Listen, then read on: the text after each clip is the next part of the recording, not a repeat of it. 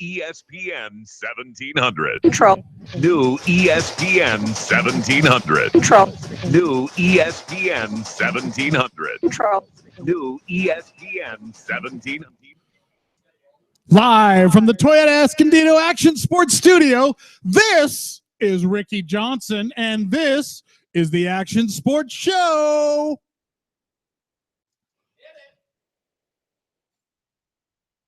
And crickets. What the? All right. Well, guys. For the Action Sports Show, powered by Toyota Escondido Action Sports, featuring Jim Holfus and Dan McGranahan. And now, You're on, guys. Hello, folks. Hey, welcome to the Action Sports Show. Yeah, we're here. It's us. We're live. Jim, Dan, Ricky Johnson is back. The band is back together. Woohoo! Drum roll. Okay, please hit the theme again. All right. Okay, never mind. What's up, man? I'm back. I am back. You know, we're missing Amanda, unfortunately. We are. But we have a lot of great talent coming on tonight. We got freestylers. We got unbelievable fabricators and mechanics and stuff like that. So, and look at Dan. Dan, you know, round of applause. Big man. Round of applause for Dan. He's not half the man he used to be. No, but I'm totally stoked. I haven't seen him in a while. Come back. He dropped 60. You said, right? I dropped something. I haven't told anybody this yet. You're broadcasting it all on the air. I'm just on my way, man. I'm broadcasting when I get everybody that there. watches the show, they know, dude. You're broadcast fading it away when in front I of get us. there. All right. Anyway, That's where I'll the be point talking is about that it. I'm not great at losing weight. It's like I'm not great at selling things, but I'm great at buying things. I'm not great at losing weight. I'm great at gaining weight. So I have to change my philosophy a little bit. If I'm a salesman, I'm talking to my man. If I'm a salesman and I'm selling like weight Pizzas. loss products, I should call you. You should. You'll buy it and I'll eat use it, it, yeah. and all the different stuff. But no, I'm proud of Dan. You're doing a great job. Keep it up. We just did a contract right now, verbal between him and I. We're racing Nora. We're racing Nora. What about you? Bow, wow, wow, yippee, I yo, want to yippee, race yay. Nora. You want it? No, you want it. What do you mean you want it? You gonna do it? Yes or no? You in? Yeah. Are we going? Yes. Let's I'm do it. racing. And you have seats in the car? No, we're doing we're not motorcycles. doing it in a car. Okay. No, we don't. Do Motorcycles. Okay. And Jen, is she going to race it again? Jen Morton? Probably yes, because she smoked everybody in the 400 class, so she wants to do it again. Are you racing your 400 or no? I don't know. I'm not going to race my 400. I might do my 6. I raced with Cliff Matlock, James Cloud, Matt Barney, and a bunch of other guys way back in the day in '97, and we won Class 30. First time I ever raced a motorcycle in Baja. I had a great time. Blew 4th gear out of it. Got stuck in 3rd gear. Had to nurse to the finish. So I'm talking about putting that together with Baja Bound Adventures, which is Tim Morton and Jen Morton and them. Yeah. They're going to help me put that bike back together, and I'll either run a vintage or I'm going to run I don't know what I'm going to do, but I am definitely going because I had such a blast with all of it. And the way I explained it is it's like camp. You know what I mean? The Baja 1000 is just like it's like a bar fight. It's just fury, and you're going from one place to the other, and you're tired and all the different stuff. The Nora, you drive each day, you do the different stuff, and at the end of the day, you get to hang out and you tell stories. And then you get up the next morning, watch the sun come up, drink some coffee, get on your bike, and go ride again. So I hear nothing but amazing things from the Nora. So we got to do that. And if you're listening, go to BajaBoundAdventures.com and check those guys out and join Ricky and myself at the Nora, at the upcoming Nora 1000. And I want to race the Ivan Stewart by. Pro Truck sitting in the showroom. You know what? Perfect. I think the owners of Toyota Escondido need to put you in that truck. Yes. It needs to get dirty. I mean, really, what good is a race truck that's never been raced? Right? I know some good prep guys. We're going to talk to somebody. Can you make the tubes in that truck bigger at TE Motorsports? Luckily, they can. No, but so hey, have you missed me? Absolutely, dude. Come on. It's been Ricky. It is way more than a minute, dude. So horrible without you. Okay, thank you. It is miserable. I'm feeling the love. But a lot has been going on. Dude, you're everywhere, man. Well, not just with me. I've been running all over the place, blind squirrel, trying to find some nuts and stuff like that. So things are good. But trying to get the nuts. How about the Monster Cup? What do they call it? What are they? MEC? Monster MEC? I hate how people. It's like the mech. Everything from everything has hot to have dogs that. to food to everyone's got an abbreviation now. Yeah. I don't know the hot dog abbreviation. I don't know, but anyways, Okay. Maybe I took it down You're the road. just using an analogy. It's fine. The MEC, the Monster Energy Cup, which the event is cool. I love that big starting lineup on the hill. That was so dynamic, and I'm throwing it out there. Rad. It was rad. So rad. And it's not that often that it's strange because a lot of those bikes, and I even hear about these Euro bikes that they only have 3 gears. So this is a track where these bikes got to use these gears that they basically never use. Some of those bikes had Supercross. 3 speeds? No. There are bikes in Europe that they race gotcha. that only have. So the 3 guys gears. that were here from Europe are used to those. But here, no, I don't know about that. But here, I think everybody has a 5-speed tranny essentially. Right, you start in second gear, or it's a 4-speed. But do they really use all 5 speeds in Supercross? How often are they ever in 5th? And occasionally they're entering some whoops in 4th. Right, but most of them are 4 rarely. speeds now. Like the short course bikes are 4-speed, but they start in second gear, so they use second, third, and fourth. Yeah. But they were going so fast down that hill. Well, that's what I'm saying. Like now, 5th gnarly. gear. Yeah, the G out was kind of gnarly. Like huh? you're just going down, everything's packed, Right. packed down, and all of a sudden the suspension gets light, and now you have to stop going to this turn, which you're going way faster than ever. And nobody like just barneyed the turn and kept it taped, right? I didn't see it. that. And I feel bad because I wasn't there and I didn't get to watch it, but I kept up with it on social media and stuff like that. Ken Roxon comes out on a Honda and just puts it to everybody. And he looked good. He looked like on the Honda. I'm the man, and I'm going to show everybody that I'm the man. That's exactly what he's there for. And you and I know that he has not had that much time on that bike. There is no way they are fully dialed in on that machine yet. No, but it is a new bike. Yes. He is a new rider. They need months of development to really dial it in. I can't wait to see that action. Looks funny on it to me. I'm not used to it yet. Took a little getting used to. Kenny on the red. Maybe it was a purple pants. Kind of a weird he was fit, but yeah, I mean, purple absolutely box. state-of-the-art technology. It's not going to be any better than what he's on. That's for sure. Well, but this is motocross and supercross, man. Champ to a chump and just one bump. He made one mistake and he lost $1 million mistake, and he lost it. Yeah, and that happens that quick. So confidence is an unbelievable animal, and he's got a hold of it right now because obviously he did so great in the outdoors. One of the things that Monster Energy Cup stands for is the opportunity for all these guys who are going to be meeting each other in Supercross in just a few months to come out and make a statement. Who's got the biggest? Who's the most confident? Who's going to be the guy? Because I believe that there's a lot of psychological battle between the top 3 guys going on. And I believe Ken Roxon was there to clearly say that I'm coming in with that. I'm not giving it up. We've talked about this at length, Ricky. James was not there saying, dude, I don't even need to be here. What's up? Bring it. Bring it. That was James' Yeah, statement. that's a different statement. That's a whole other sad scenario that we'll get into in a little bit, but no one's even heard from him. I've texted him and reached out to James Stewart, and he doesn't have a ride. I haven't heard from him. He's not doing straight rhythm, which we'll talk about that in just a little bit. The 2-time defending champion of straight rhythm. Right. Malcolm's racing a race, I think, in Holland or something like that. He was the 250 of the lights champion last year. So no Stewart in straight rhythm, and they've owned it the past 2 years. So that's a sad deal. But I agree with you. And weird. When you totally weird. I want to see James Stewart get back on top again. But another story. But Monster Cup.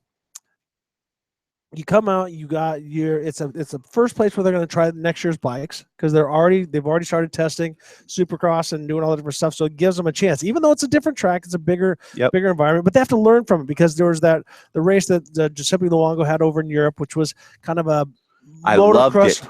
I loved it, and I'd love to talk to you about how I think that race has legs. But go on. But I think that there's something that has to evolve with motocross and Supercross. Motocross has evolved to where it's now like a giant Supercross. These plateaus and these jumps and everything that the guys are jumping are monstrous. But Supercross in America has gotten to where it's like, brap, brap, brap.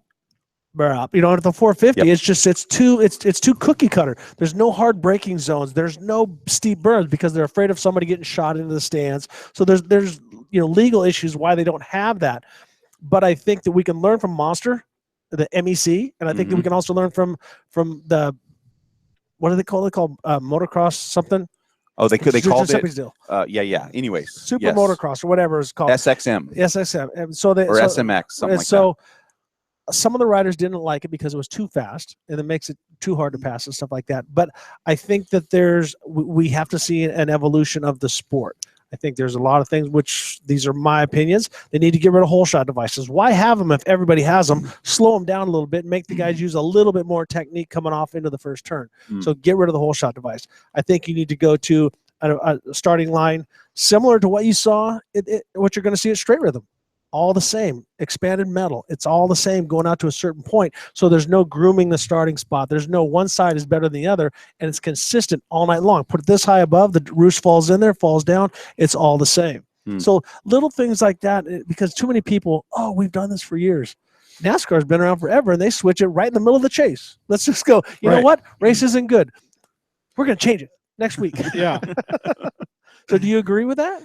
I agree that people need to be responsive. You can't do the same thing over and over and expect a different result. I see it in so many areas of my life. Let's call it insanity. That is it. That is the definition of insanity.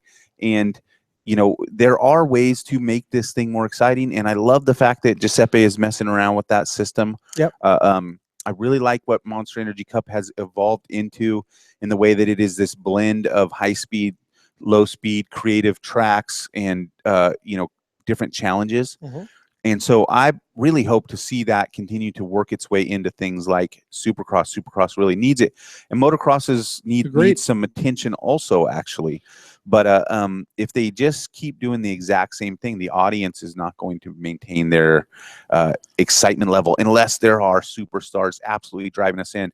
And the almost bigger problem I have than the racing and the course, is the fact that the athletes aren't being built up to be competitors with the helmets off. There's no sort of like personality profile, confrontations. And I think that Cooper Webb has the ability to come into the Supercross series as a 450 rider and be known as a battler, someone that's going to ruffle some feathers, someone that's going to wear his heart on his sleeve, and someone that's going to bring some emotion to the table. And that is desperately needed, like Barcia, with more of a driven competition and less of a driven to just keep it tapped and rev it out all the time. My opinion, he needs to start eating. The way maybe there'll be some issues like that, Cooper. and you know better than I when it comes to that stuff. The way that you're losing, Cooper. he's Cooper. Barcia's a little bit bigger than Cooper. I watched Cooper over there, and he does get thrown around quite a bit on that 450. Barcia looks pretty good on yellow, though. No, Barcia looks great. We're not talking about Barcia. Hey, make America great. Don't interrupt me. You know what would really make America great? He needs to walk around behind me right now. He needs to walk around and stare at me as I'm talking. The truck series, the truck racing's kind of the same thing. I think we need some different things going on in the tracks, kind of like in the old days, and some of the the battlers, like you and Johnny always used to be. I mean, well, you have to, as a competitor. I had it with David Bailey, I had it with Ron Lachine, I had it with Bob Hanna, I had it with Johnny Greaves, with Rob McCachran, Scott Taylor. I've been blessed with unbelievable adversaries, guys that I didn't hate them. I did not want to wish them bodily harm or to be injured or anything like that. But I hated it when certain they beat guys me. you love to beat better than other guys. Yeah. And Wardy. Yeah, Wardy. I mean, Wardy, I had to chase that little sucker forever, it seems like. And the bad thing about Jeff Ward and the good thing about Jeff Ward is if you beat him this weekend, he's going to be 10% better next weekend. He will find out where he was. You guys busy? I just want to post a live thing on my Facebook while you're talking. So keep talking. Go to our Facebook, TE Action Sports, and you can watch this video live. There we go. But I was blessed with adversaries. But I think they have to do something because you can't guarantee a good race. And when you have a starting line, and I used to work really hard at getting good starts, and I loved it when I got a hole shot and my competitor fell down, and I was out in front by myself because I rarely had those. But it was great. The ones that I remember and the ones that the crowd loved is when you have to fight for it, when you had to fight all the way to the end. And when we've seen that with James Stewart and Chad Reed and Ricky Carmichael and Chad Reed and James White McGrath and so on. Yeah, exactly. So when you have a situation where riders take off, and if a guy gets a good start and he gets out in front and the other guy doesn't get a good start, and now with everybody, as I say, with launch devices, 450s and all this different stuff, it's a crapshoot going into the first turn. I think that we need to bring the competition yellow. Jim Baldwin said it. he said, you know what? I'm paying for this series when he had the core series. He goes, I want to see good racing. I'm a fan, even though I own the sport. I'm putting $18 million or whatever into it. I want to see a good race. So I'm throwing a competition yellow and bringing you guys all back together. It. And at first, as a competitor, I hated it. I'm like, oh, you work so hard to get a lead. But then I'm like, you know what? But the ones that aren't competitors love it. Well, the ones that are watching, the fans love it. And or the guy that's not in first place. Right. But if a guy gets out in front, it's boring. And if you win some races, it is boring to be all by yourself. Yeah. Okay, let's get into some straight rhythm because we don't have a ton of time. And dude, it's great to have Ricky back. Oh, it is awesome. Feeling it. So straight rhythm. Are you going to be announcing again this year? Yes, Jason Wygant and myself. We did a TV meeting. Will Christian and Tina Dixon are going to be doing the stuff. We got some exciting stuff. It is a great group. It's at night, and then ironically, what's going to be the hottest day of October? Same thing as last year. Last year was baking hot. It was always crazy there. hot. Yeah. But it's going to be a nighttime show, so it's going to be cooler. Sal Masakela is going to be there, which I love that guy. His intros, his dialogue, he's so good. But we're obviously it's going to be the same thing, same platform where we're going to have the guys qualifying down to the final race. We're going to have a lights program and a regular, and a big surprise, and I think it's going to be awesome. Is Josh is going to be on an electric bike, the Alta. Well, let's talk about that. They're actually friends of the show here, the Alta Motors people, and we talk about them sometimes. And I'm very excited to see them. Now we've actually have a conversation going with them where we're going to get to go do some test riding and then talk about it on the show. And maybe you should show up for one of those if you want to ghost ride the whip on one of those bad boys. Well, we have my company American Off Road has done some stuff with them. Oh, you already have? Well, because with military background and stuff like that. So that's as deep as I can get into it. But the thing sometimes it's better to be quiet on the attack than loud. Exactly. That sounds like classified information just came across the airwaves right now. Exactly. But the bike, because there's a lot of people who try to do this. And I've done some military testing with different brands and stuff like that. Then the battery life hasn't been there, and the speed hasn't been there, and the rideability. And when you get a chance to watch Josh Hill ride this thing, it's unbelievable. Now Josh Hill is one of the baddest riders there is. Exactly. He is a bad dude. Yeah, unbelievably fast. He had a severe crash and it hurt him, and it took him down for quite a long time. But now he's back riding this. He's doing a good job, and he feels competitive. It's not just a fluke. It's not like we're bringing out this mini bike. Can you imagine if he comes out there and smokes some people? That will shake up some people in the old piston industry. Well, and people are saying that they're trying. Some people are out there trying to say, well, let's ride it in the lights class in the race, because think about it, you're not shifting, you don't have to clutch it, and they say a motor is like an electric motor, like your slot car, which is instant power. And the power, no matter how hard you gas it, it's always right there, and it pulls out. It goes like really your Prius. Fast. Exactly, very very close to it. Had to go there, didn't he? Dan's gonna whoop your butt, buddy. Yes. But yeah, so anyways, we got Josh Hill riding the Alta electric bike. That's going to be awesome, and it's going to be a cool deal. It's going to be at night, a little cooler, and Saturday night. So what's your prediction? We got Dungey in that thing. Where's the list? Does that thing launch hard? That instant torque? Very hard. Just gnarly? It is as long as whatever you want, you got. Here it is. We got the list of riders. It's right like here. a golf cart, like on and off switch. You're like full throttle or nothing? Or No. It's a rheostat. As you roll it on, you could be really smooth with it, and then when you go full throttle, it goes. It's just got to be. Let me throw some names at you real quick of who's going to be out there, and the third name to come up here, I'm very interested to see how he does.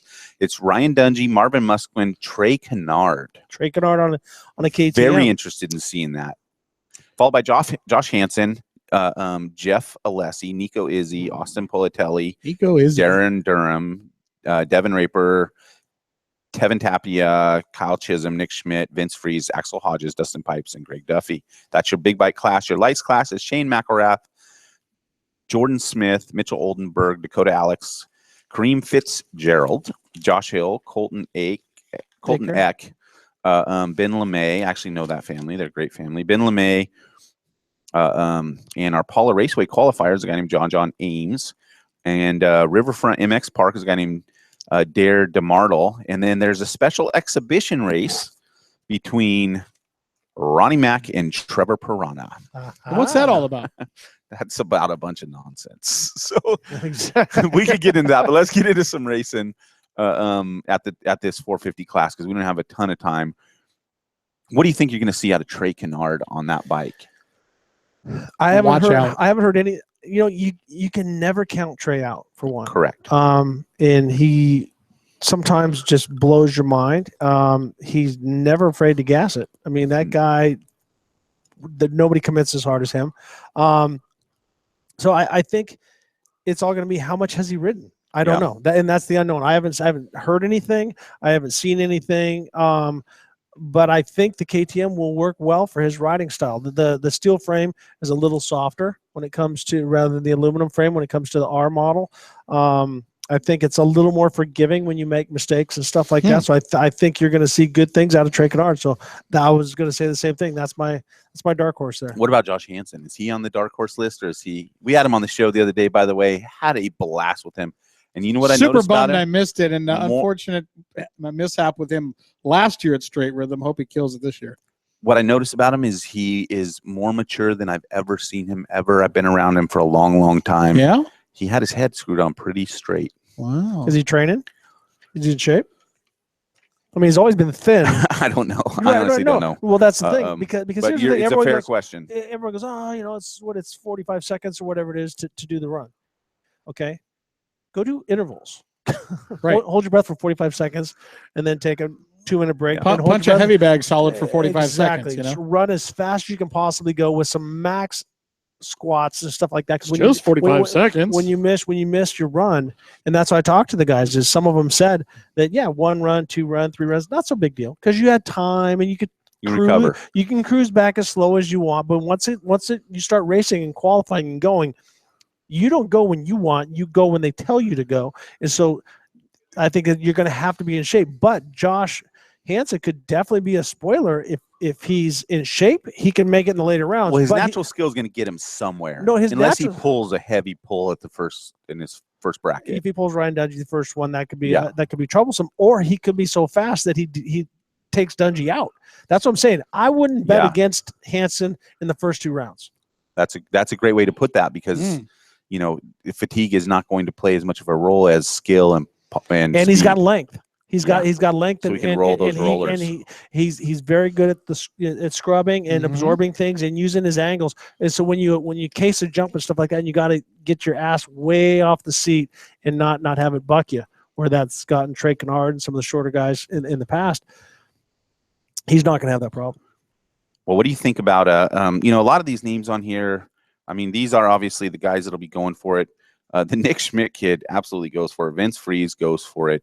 You know, there's some dudes out here that are gonna go all out. That's for sure. But now we have a freestyle on Axel Hodges. Well, he's not a freestyler. He's a racer. No, he's not. Right. He's a. Ask him where does he get to make the majority of his money? Fair enough. He's a free rider. There we go. I would give him a free rider. I've known the kid since he was like 2, and he's a phenomenal rider. He was just in-house. Right, which we're going to talk about him. He got beat by 2 inches at the MEC. We're going to talk about that. The man that dethroned him, but he's not, once again, not afraid to pull the trigger. Nope. And is very, very fast. And he comes from a motocross background, but he's worked his way into it. So if you're listening, Axel, or the old man PH, or any of the Hodges family, is that it's no disrespect, but now he's made the turn towards being a free rider more than hitting the grind and going after the national championship. Fair enough. I think that's fair enough. And I don't think they would necessarily disagree with that. You know, those racers, he still, I think you could see there's a twinkle in his eye. He still hopes that the opportunity for him to pour his attention into that exists at some point, and it very well may. But he is definitely making a lot of noise as a free rider. And this is going to be a great conversation we have with one of our guests today, talking about the transition, because we all start as moto guys. We all start as moto kooks, and then some guys take a hard right and jump a big cliff. Well, there's something else I want to talk about. We'll mention it when we come back from break. But we got to go, folks. The Action Sports Show, powered by Toyota Escondido. We'll be right back. It'll rot your brain, ruin your good name, take money for your shame, and we're wrong, it's a shame. What can you do? One name you should know, best place you can go, Toyota of Escondido. You already know that Toyota of Escondido has a huge selection of new and used Toyotas, right? But I bet they have a few more things you didn't even know, like a certified collision center. If you're ever in an accident, get your Toyota fixed with the proper parts it was meant to have at Escondido's only Toyota certified collision center. Toyota of Escondido. Toyota of Escondido. Looking to save money? Toyota of Escondido has a full refinance department. Keep your current car no matter the make or model and let Toyota of Escondido's refinance team help lower your monthly payment or current interest rate. Visit ToyotaEscondido.com and click the refinance tab. Toyota of Escondido. ToyotaEscondido.com. Shop for your new Toyota and much, much more. I'm Phil, Mr. Wonderful Davis, and this is the Action Sports Show powered by Toyota of Escondido. You're on, guys.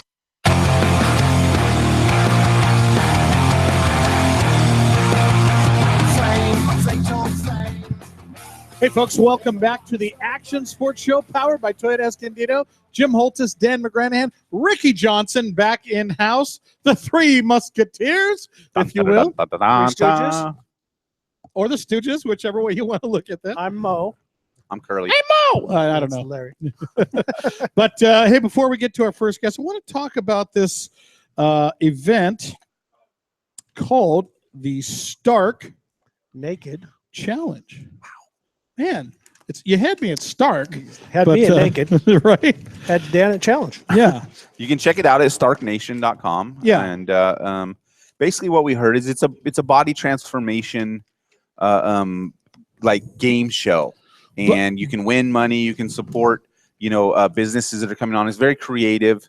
And it's designed to really challenge you and put you on the line because you're committing to basically take a picture of yourself without any clothes on at the end of the thing. Is that correct? Before and after, and it's many weeks of working your ass off, so you can show it. But it's your ass on. It's yeah, exactly. You never know, and but it's a really cool thing, and it goes to help folks in business and ladies that have abuse or substance abuse problems and get them back into the working world and back on their feet. And it's been around for several years. And we've got kind of a friend of a friend, Alexandra Taylor, who's one of the contestants. I believe there's 4 girls, 2 guys that are doing this thing. I know, Rick, you couldn't get on this, but maybe next year. Ricky Johnson, ladies and gentlemen, have you seen the old Fox ad? Yeah, the Fox ad. I wasn't sure which one it was, but there's the Thinker and there's Ricky Johnson. The Stinker. I'll take Ricky Johnson. So anyways, if you could go vote for our friend Alexandra, you can log on to starknation.com/stark-naked-voting. And we're pulling for her. And it really supports some really amazing causes. Some women that are in some battled like drug addiction shelters and some different things like that we're all about supporting. So getting them back on their feet and back into the world of business. And hey, all the power to them. And thanks to these guys and ladies for doing this thing. And if you'd go vote for her, that would be amazing. Alexandra Taylor. And again, that's starknation.com/stark-naked-voting. It's so like risque sounding. It is. But go vote. It's actually a good cause. It's a very good cause. So explain that what you're looking at the computer late at night. What are you looking at? I'm just voting for a friend. Stark Nation Google is what it is. Right. Anyways, so we're ready to bring on our guest. Yeah, Jimbo. let's bring our first guests on the show. So this is Chris Kurosaki and Dan Myers of TE Motorsports, a new customization motorsports facility, a little bit of everything here in Escondido. Guys, welcome to the show. Thanks for having us. Thanks for having us on the show tonight. We're psyched to have you guys on the show. It's Chris Kurosaki. I mean, I felt like I need a karate chop something when I say that. Judy chop. So you haven't heard that before, have you? Maybe once or twice. So you guys have been busting your butts for months getting this place going, and all of a sudden, we've got the flyers right here. Your grand openings this Saturday right here in Escondido. Yep, this Saturday, 10 to 3. So now you guys' background, Chris, we were talking about this earlier. You weren't a racer. you've always been a mechanic guy, right? Yep, pretty much just been doing building, fab, assembly. Did you get formal education, or you just always been a grease monkey in the garage doing it? I started out doing that as a grease monkey deal. Spent a little time, went to tech school, learned a little going through that. Most of it came back, got going hands on, and learned from that more than anything else. The schooling kind of gives you direction, but you definitely learn more hands on than. I mean, how long you been at it for? About 17 years with race cars full time, and then playing in the garage and stuff for years before that on my own stuff. What are some of the teams that you got to work with? I've done some West Coast NASCAR racing stuff. A few teams over the years, some of the off-road stuff with Class 1, Class 10 buggies, 1600 cars, different stuff. A lot of Baja lately over the last few years. Been doing that a lot. Still try and get out to a couple little NASCAR races or road race stuff every now and then, just to keep fresh and make sure I stay up on trends with everything.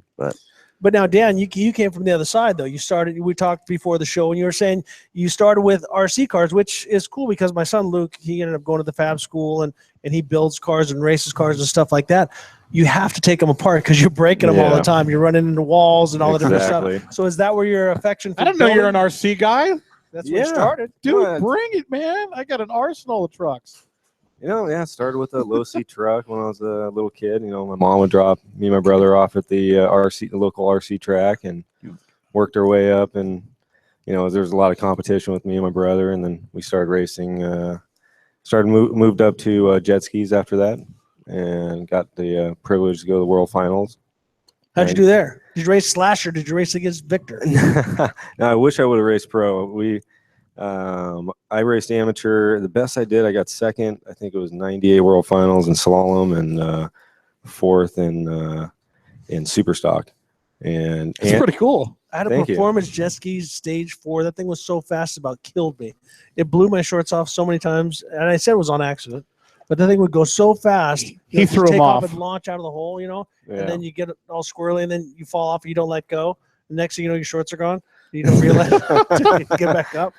Ever happened to you? No, I always had a race suit on, or a wetsuit on when I was racing. So. Note to self: put a wetsuit on. But then congratulations, because our paths did cross, or partially crossed, when I destroyed the Vortec race truck when I was racing for Larry Ragland. One of the things that I regret drastically. But you drove through my fiberglass at the Nevada 2000. Yeah, at the Nevada 2000, me and my two brothers were racing Class 10, and I remember driving through and seeing Vortec parts all over the place. That was me. I had. What'd you hit? Somebody hit you? Remember Champ to Chump and just one bump? I just got passed by Troy Herbst and Ivan Stewart. We got a flat, and the shark. I was looking up. Our helicopter had landed. My co-driver was looking down at the gauges, and what looked like, which I don't agree with Casey folks, is he has like an pink down arrow and an orange up arrow. I'm like, really? You couldn't go completely different colors? Anyways, I thought it was an up arrow. I kept it wide. He's not mad. He's not competitive. I'm not. This was he doesn't remember it years later. 16 years ago. In my head, I got knocked out. It seemed like it was yesterday, Dan. So let me live my life. Anyways, so I crashed really hard and tore myself up. But congratulations to you, because I didn't get to race it. You won the Baja 2000 with your brothers. Yeah, let's talk about that for a second. Got to race that. That was a great race. We three brothers. Every 300 miles we were trading off, and I got the lucky run for the finish and actually won the race by 19 seconds. 19 seconds. It was really, which really class? Close. Class 10. Class 10. Wow. I think it's the most competitive class out there. No, is that a single seater or 2-seater? It was a 2-seat Jimco with Toyota motor. Yep. And very, very fast combination. Did you cry when you crossed the finish line?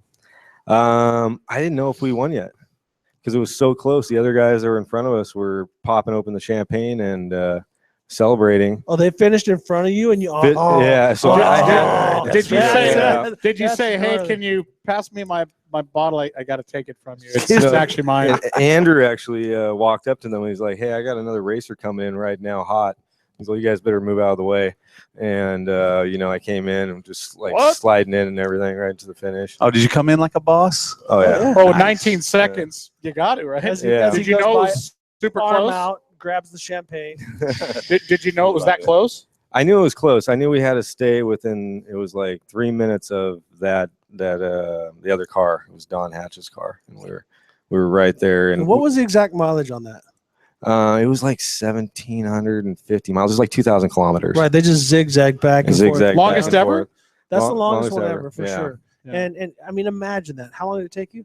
41 and a half hours, as I remember. In 19 seconds. How many times could you have gone, man, if I would have just not hit the brakes those 5,000 times, or if I would have done it that much softer? So congratulations. I should have just awesome. gone in my suit instead of jumping out of the car. Oh, no, I guarantee you, he peed in his suit. Yeah. You know, Well, they had catheters. Yeah, we had catheters back then. So. Pee tubes. I just say that because I know a guy that got out of his Class 1 car because he couldn't go in his suit and he had to go and ended up losing by seconds for doing so. I would. I'm sorry. I'd rather pee on myself than Absolutely. lose. Still the longest Baja ever, and they may do another one. You know, they got their 50th anniversary coming up. I wouldn't be surprised if they pulled the trigger on a nice long one. The 5,000. Well, we're hoping to go out and try to race the 50th anniversary of the NORA race and the score race too in a Class 1 car. When they're talking about, I mean, there's different rumors and stuff, but going down, having a day off to prep the cars, and then coming back up. Which could be pretty cool. You know, we did the NORA. We talked about that at the beginning of the show. So, have you done the NORA yet? I haven't done the NORA yet.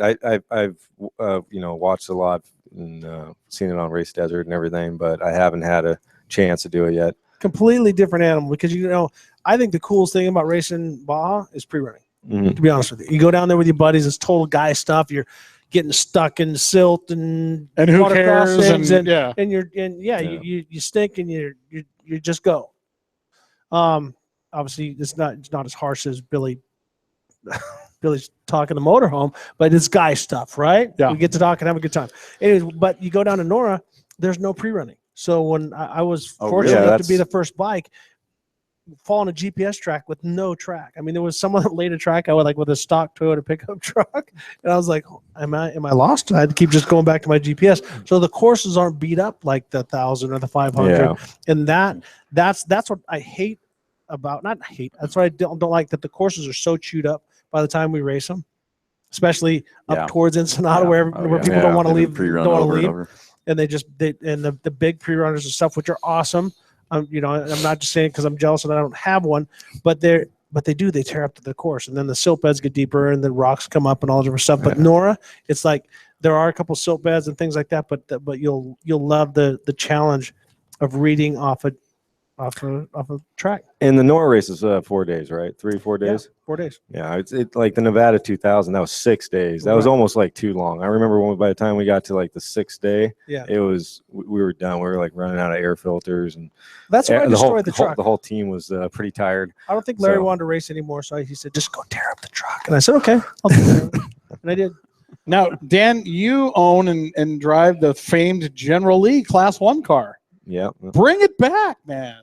Yeah, I was thinking it's a little not politically correct anymore, so I don't know. Perfect timing. We have a hat for you to wear. Make Class 1 racing great again. I want to bring it back. I'm going to probably go race the Rage at the River, and then I want to do the NORA and the Baja 1000. I think that's a great 50th anniversary. So let's get back to. Well, hey, we got to take one quick little break, and then let's get back into. You ripped his heart out. I'll see you guys in a little bit. He can chew on it. Before we go to about break, 2 I want to throw a minutes. shout out to Jeff Wiener, who's watching. What's up, My Jeff? boy Joe Raymer, JP watching. Weens. A couple of other people that are checking us out on Facebook. Right on, folks. The Action Sports Show, powered by Toyota Escondido. We'll be right back. It'll rock your brain, ruin your good name, take money for your shame, and we're all entertained. What can you do? One name you should know, best place you can go, Toyota of Escondido. It's official. Once again, the truck pros at Toyota of Escondido sold more new Toyota trucks than any other Toyota dealer. That means more smart buyers like you trusted Toyota of Escondido's Truck Center to find them the right truck for work or play. Toyota of Escondido. Toyota of Escondido. If makes sense to buy from the truck sales leader. Let Toyota of Escondido customize your new truck to fit your active lifestyle. Choose from lift kits, custom tires and wheels, and much more. Come experience a whole new way to buy your next truck. Toyota truck sales leader for San Diego County for 2014. You're listening to Guy Talk, broadcasting live from the Sport Clips Haircuts locker room. Caller, you're on the air. Hey, boxers or briefs? Speaking briefly, boxers. Unless you're a boxer, then I'd go briefs. Next caller. I want to find my nearest Sport Clips, but I don't want to ask for directions. It's not technically asking for directions if you use sportclips.com to find your nearest Sport Clips location, and no one will ever know. Let's take a break for a word from our sponsor, Sport Clips, where guys go to get an awesome haircut while watching sports on TV. Throw in our relaxing massaging shampoo and our legendary hot steam towel, and you've got our MVP haircut experience. Your head will be as majestic as a freshly mowed Major League outfield. Try it today. Last caller, you're on the air with Guy Talk. So how cool is getting a haircut at Sport Clips? Oh, it's like stepping up to the plate and slam dunking a touchdown. That's all the time we have today. This has been Guy Talk, brought to you by Sport Clips, where it's good to be a guy. This is Josh Slay. You're listening to the Action Sports Show, powered by Toyota of Escondido. You're on, guys.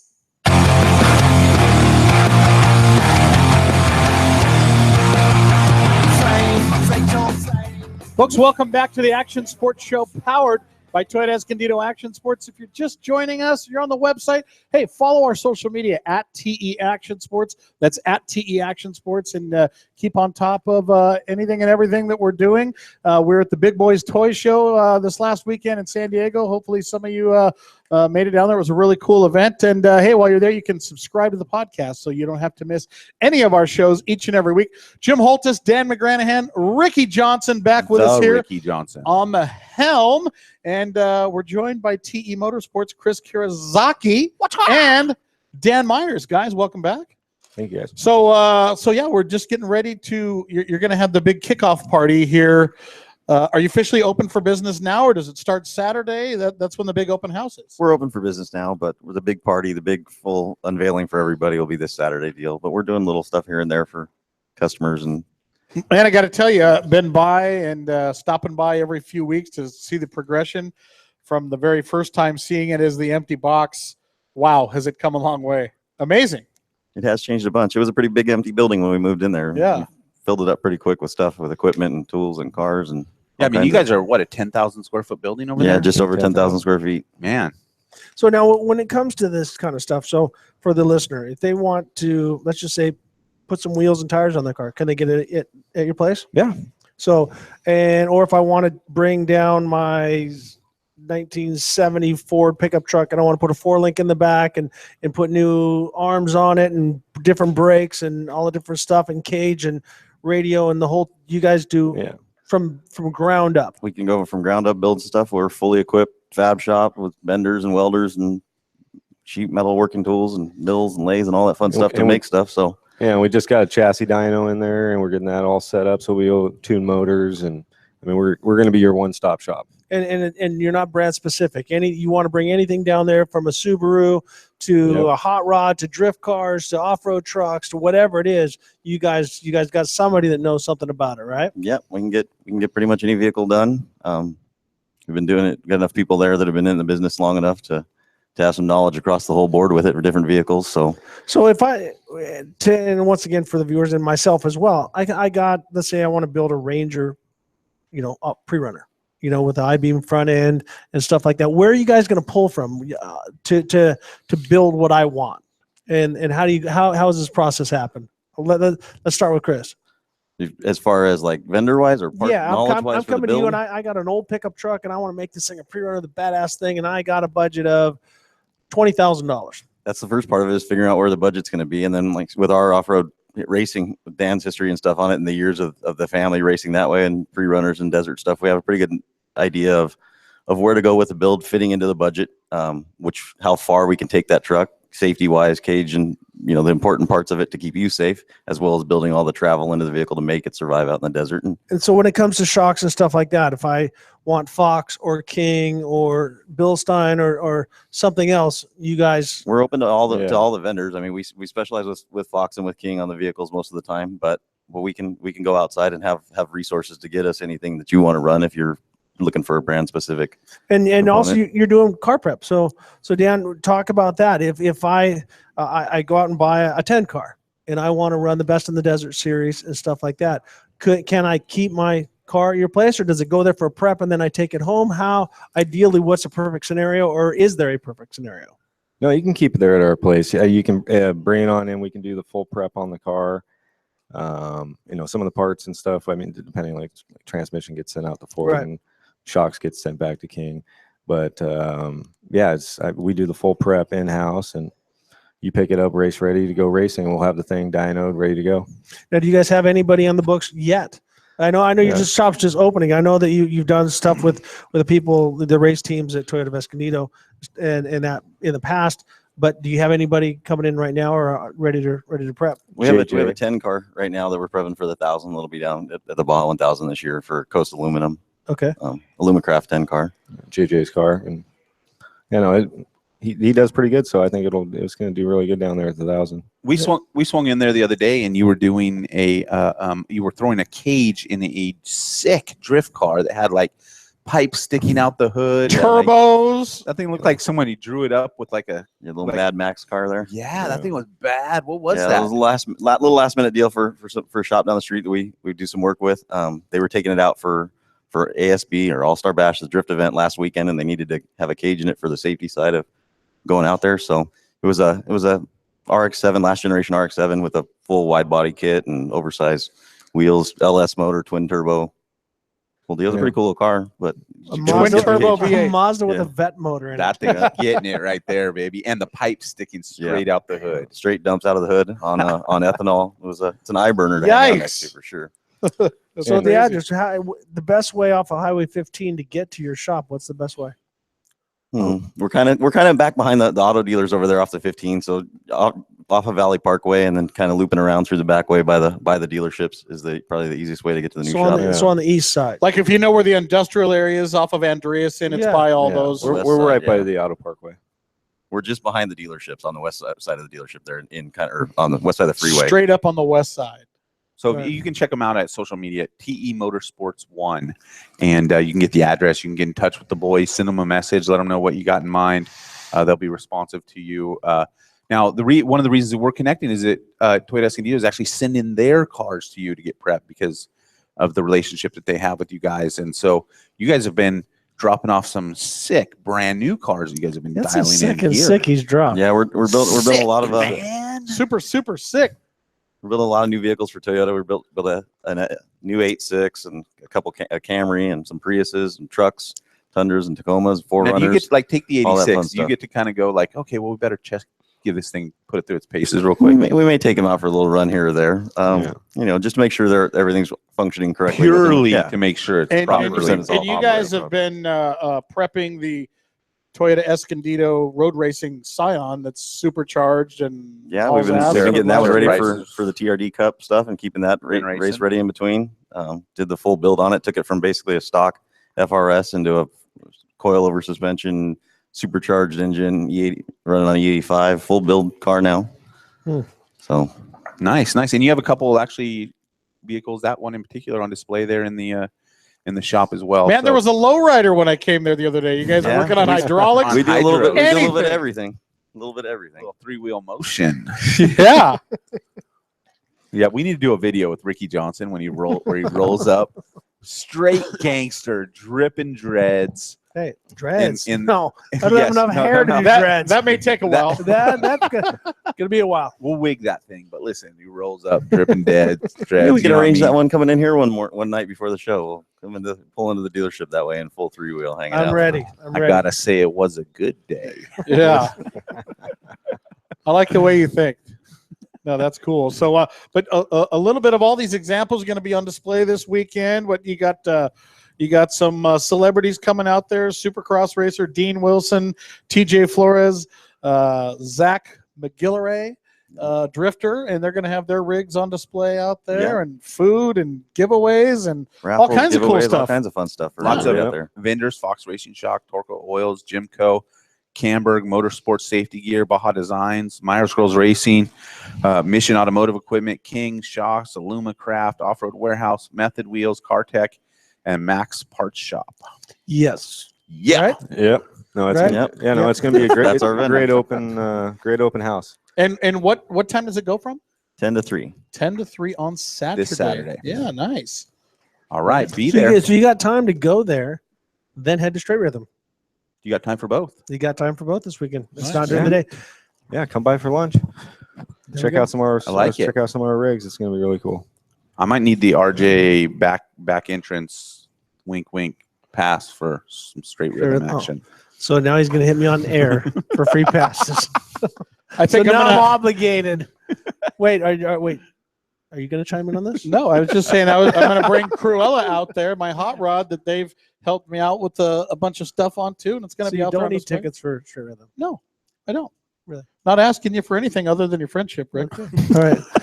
Can I have that, please? Wait till the show's over and I get a text on the way home. Oh, by the way, I forgot to ask. Do you have 14 passes for Straight Rhythm? I just have a couple 14 friends of mine. passes. Has your phone started to ring though? I know it always does before any does, event. and I have my answering machine set up. Hey, this is Rick. If you're calling about Straight Rhythm passes, I can't get them. Don't have any. Don't get any. But if you're calling just to say hello and I love you and how much you miss me, leave a message after the tone. So no, I'm solid. It'll be a great show. But no, I think it's great because so many times you got the 4-wheel parts places where they go for one kind of thing, and then you got the sweet and lows and the truck off and flies, and you got all the different stuff, and then you also go to the dealers where you can get a lot of stuff done, like here at Toyota of Escondido. But where do I go if I want to get a roll cage? So I think you guys are hitting the right market, and being in Southern California in Escondido, because you got the beach, the desert, Mexico, Northern Cal, skiing, all the different stuff. So you become kind of a one-stop shop. And you can fabricate anything. If I want racks, you can build custom racks for your truck if you need one to carry your surfboard on the way out with a light bar mount to head to the desert after. Well, I might need custom racks because I surf such a big board. I don't know if the standard rack. I think the Thor racks can handle what I got to throw down. So I'll come see you guys. All right, and you guys are going to be doing UTV stuff too, which I think's huge. Obviously, as big as this sport's getting to, a lot of guys doing that too. So that's cool. definitely a big market.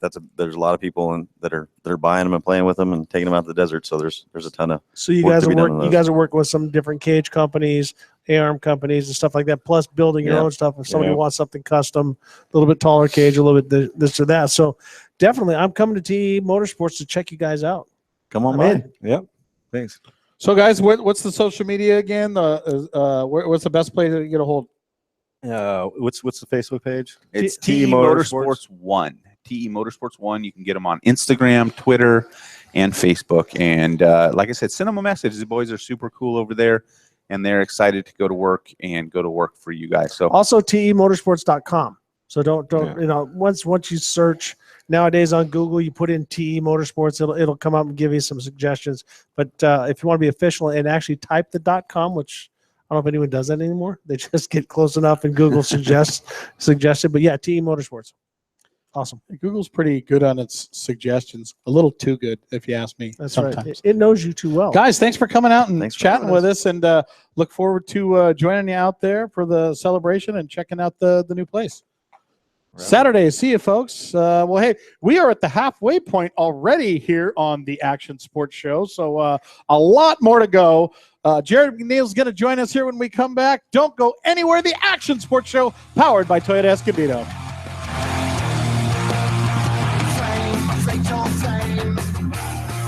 It'll rock your brain, ruin your good name, take money for your shame, and we're wrong, it's a shame, what can you do? Catch the Action Sports Show powered by Toyota of Escondido Tuesdays, 6:30 p.m. right here on ESPN 1700, featuring Jim Holtus, the host, the agent, Dan McGranahan. Get fired up by amazing guests from the world of action sports, such as Supercross star Cooper Webb, UFC title contender Dominic Cruz, FMX superstar Robbie Madison, surfer Tori Meister, musician Graham Nancaro, and more. The Action Sports Show brings you the biggest names in the action sports world. Tune in every Tuesday, 6:30 p.m. right here on ESPN 1700. This is Shannon Campbell. Hi, this is Walker Evans. Big Daddy here. This is Jeremy McGrath. Hello, this is Jay Leno. This is Mario Andretti. This is Carl Renazetter. This is Rick Dale with Rick's Restorations. This is Paul Tracy. Hey, this is Sonny Garcia. This is Trigger Gum, Daredevil. My name is Paul Thacker. Robbie Gordon here. This is Ryan Arciero of Arciero Miller Racing. I'm Ryan Friedlinghouse, CEO of West Coast Customs. This is Kerry Hart. Hey, I'm Tanner Faust. Travis Pastrana here from Nitro Circuit, and you're listening to the Action Sports Show. You're on, guys.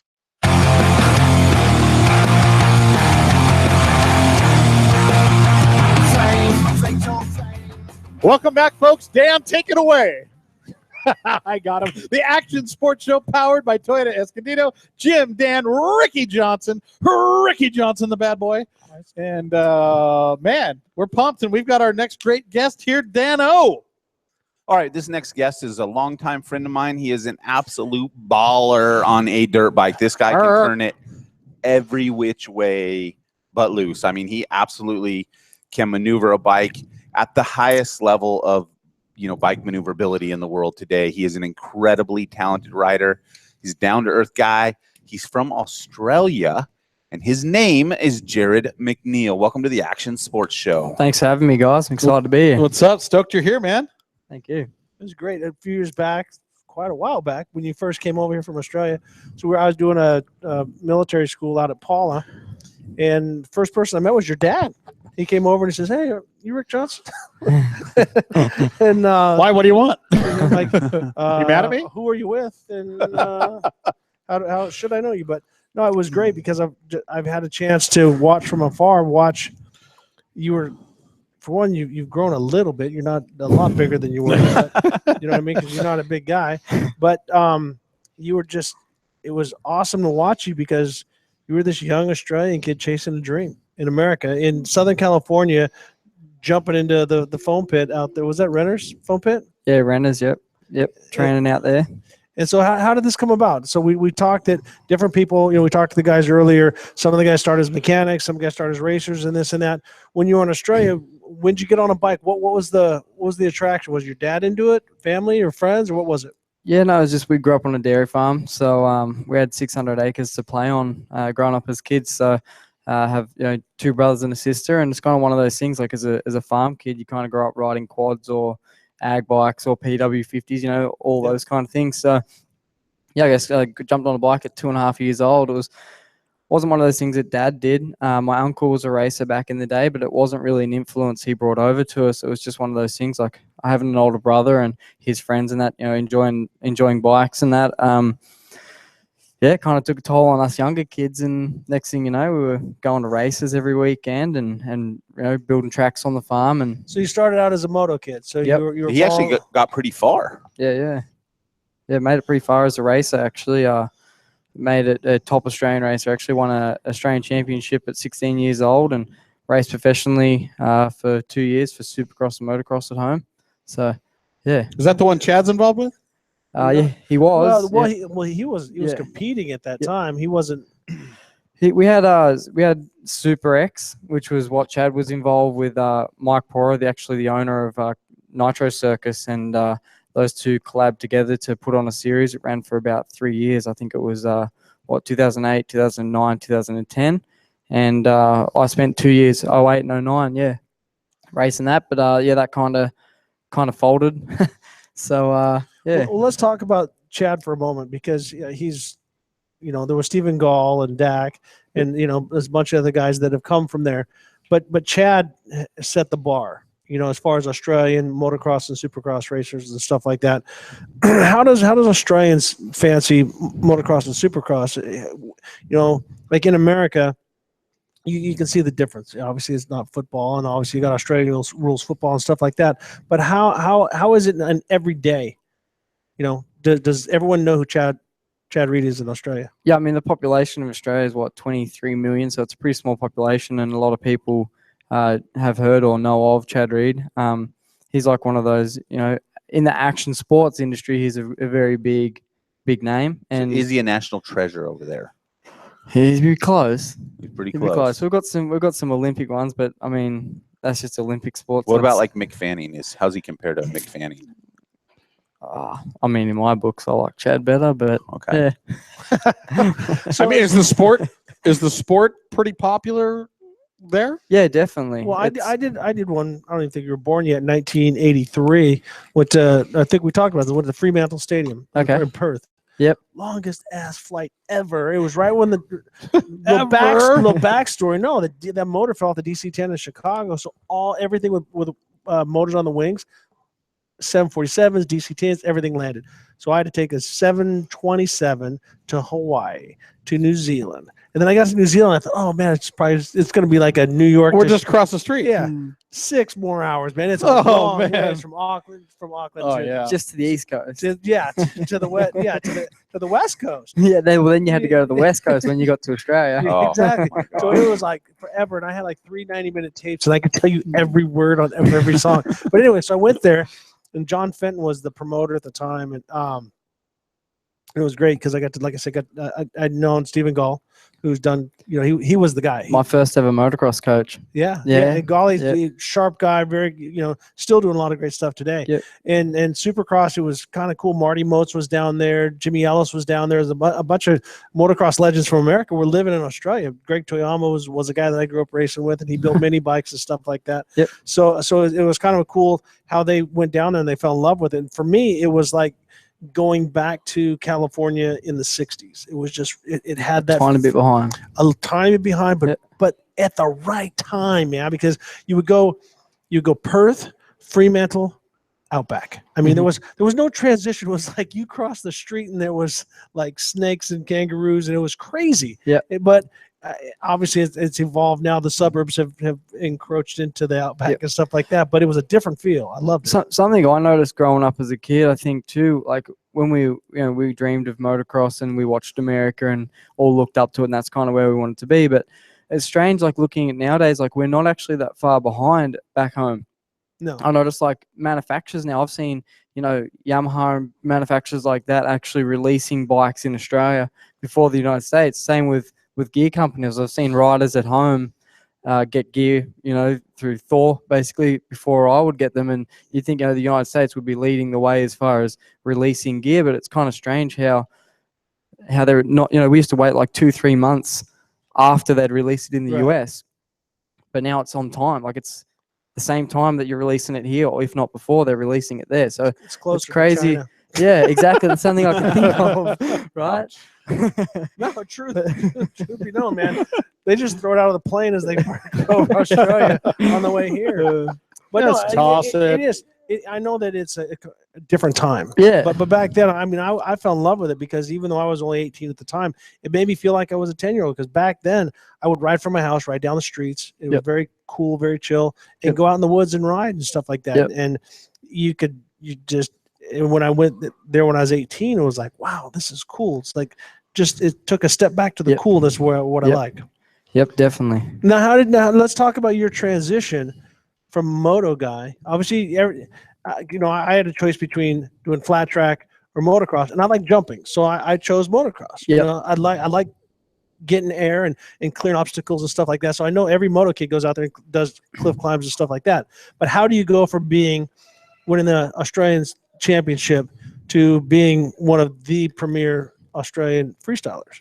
Yeah, I guess in the world, not just Australia, but in the world. Yeah, I would say like the biggest thing for me, what kind of the transition was one, meeting people in the freestyle industry, Cameron Sinclair and Blake Williams, who, big stars of the show nowadays, and they kind of influenced me. We'd go to the supercrosses, and I was racing, 85s or the 250F class in the amateur class, and watching those guys do the halftime shows, it was like, man, I always loved jumping and showing off, doing whips or whatever it was. I just like doing it, and I guess those guys had a bit of an influence on me, growing up watching Travis Pastrana do freestyle and racing. And I guess the transition too was I raced professionally for a couple of years, and coming off an Australian Championship straight into my pro years and watching second, third, fourth place go out and get factory rides, and here's me and my dad still out of the van. Like, the sport's just a little, political in that aspect, and probably didn't get the support that I thought I was going to get going in. And I guess, started getting involved with freestyle then, and actually, spent time in like, we were in Macau and things like that, just in Asian countries down there, getting money for shows. And that was kind of helping support my racing. And next thing you know, Krusty Demons came, or Krusty Demon had been about, but I got the opportunity through Cam Sinclair and Blake Williams to try freestyle, and went on tour as, like a 16-year-old kid, and started making money. And it was like the transition, I guess, was I was either going to go and spend money and, put a big divot in mum and dad's bank account, or I could go out and make some money doing freestyle. So the next thing you know, I was, mixing it up between racing and freestyle in 08 and 09, and then 2010 knocked around, and there was where freestyle was there. I got my first invite to X Games and got on Nitro Circus full time, and that's basically where it went. I remember his first invite to X Games, actually, and hearing about him coming, because I was pretty involved with X Games at that stage, and the story was, who is this kid? Everybody's fighting at X Games over who can get in. It's a very difficult thing. You kind of don't want to let people in because there's great people out there that aren't in, and they're going to upset the apple cart, and all this stuff is going on, right? And you hear about this kid, like, how does he get in? How does this kid from? Oh, well, Travis Pastrana vouched for him. Okay, well, I can't stop X Games for listening to Travis Pastrana. They're going to do what they're going to do. So this, not that I was trying to stop you, but you know what I mean? Like, no, 100%. Okay, this kid's coming. Okay. So then you're starting to think, like, how good does this kid have to be someone I've never even heard of for Travis Pastrana to vouch for him at X Games? Like, this kid's going to have to be pretty stinking good. Which he is. Well, and then he shows up and he goes, and really shocked me, because not only were you good, but you were whipping completely different than everybody else was. And you were so aggressive. And one of the things that in your early evolution of your whip, which has evolved over the years, you did it. One of the things you did differently than everybody else is everybody else would sort of come off the ramp, and they would wait till they're sort of the pinnacle point of the trajectory to really be in their maximum whip position. Yeah. But not you. You were going max whip position immediately the moment you left the ramp. Yep. And that was always different about the way that you approached, performing a whip. And it allowed you more time to kind of go a little further and come back from it than some of the other guys. And then you had, and I don't know if it comes from Edgar Torrenteros, but you had some sort of Edgar Torrenteros sort of stylisticness to that head dip. The head whip got a little Renner bit. did it back in the day a bit too. Yeah, head whip got a little blown out, but at the end of the day, when you're 125 pounds, you're going to use every square inch of your body to get it upside down. So, and then obviously, taking note to a lot of guys kind of give me a hard time about things like that, but figured it out. And today it's working better, and I've got more of a different style, and I've still got my own unique style, but I've just tidied it up a little bit. So, you still, to me, come into your whip much sooner than everybody else Yeah, does. for sure. Definitely more aggressive. That's riding style. Yeah. Yep. For a guy that weighs as little as you do, to be able to maneuver that bike the way you do, it is really impressive. As you said, you got to use every square inch. Yeah. You know what I mean? Definitely. I know what it's like. Yeah. Exactly. So when you did this, you didn't start out doing a competition. You started out doing shows. Yeah, exactly. Up until the last couple of years, we've done like freestyle. As far as freestyle show goes, it's like best whip and things like that. But yeah, mainly a lot of demo riding. Just like Nitro Circus or Krusty Demons. It was it's been pretty full time the last 6 years with that kind of stuff. And then obviously, you want yearly X Games, things like that. And then the last few years been around my Monster Cup. So how was it? You just got done doing the Nitro Circus tour. How was it being there? Because you watch the shows and stuff like that. I know it's a grind, and you're pushing yourself all the time. Yep. But it had to be kind of cool for you to get to be buddies with Travis Pastrana, who was your hero, right? Yeah, no, definitely. Like growing up as a kid, we all looked up to Travis. Yeah. Like we all did. So I guess like I remember being at a surf shop, a local surf shop in my small town, nowhere near the beach, but it's in the middle of nowhere, Australia. And I remember being in there and just getting a random phone call off a guy called Dove, and he was the guy in charge of picking the riders. And obviously, we did Krusty stuff, and I'd work with Mike Pora there, and he transitioned over to Nitro Circus and kind of brought us riders over and put me on the list. And yeah, it was amazing, like just to be a young kid to finally be able to like go to a show that Travis Pastrana's involved with and who's a mentor, you know.